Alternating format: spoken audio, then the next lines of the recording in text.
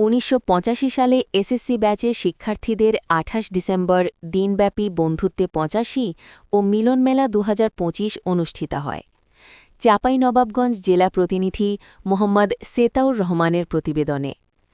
তৎকালীন সময়ে মালদা জেলার অন্তর্ভুক্ত ১৯১৭ সালে প্রতিষ্ঠিত বর্তমান চাঁপাইনবাবগঞ্জের ঐতিহ্যবাহী কানসাট উচ্চ বিদ্যালয়ের ১৯৮৫ সালে এসএসসি ব্যাচের শিক্ষার্থীদের ২৮ ডিসেম্বর দিনব্যাপী বন্ধুত্বে ৮৫ ও মিলনমেলা ২০২৫ অনুষ্ঠিত হয়।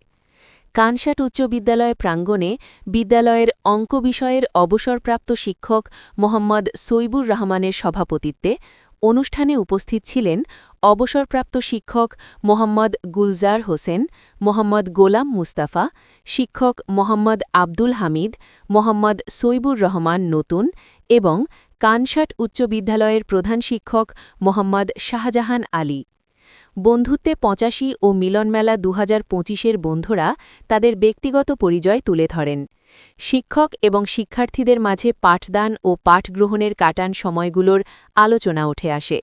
এ সময় এক আবেগঘন মুহূর্তের সৃষ্টি হয়। দীর্ঘ ৪১ বছর পর বন্ধুত্বে ৮৫ ও মিলনমেলা ২০২৫-এ অংশ নিতে সিঙ্গাপুর থেকে মোহাম্মদ ফারুক আহমেদ ও কানাডা থেকে মোহাম্মদ কবিরুল ইসলাম রানা এবং দেশের বিভিন্ন জেলায় কর্মরত বন্ধুরা ছুটে আসেন। দীর্ঘ সময়ের ব্যবধানে বন্ধুরা একত্রে মিলিত হতে পেরে দিনটি স্মরণীয় হয়ে থাকবে বলে বন্ধুরা জানায়।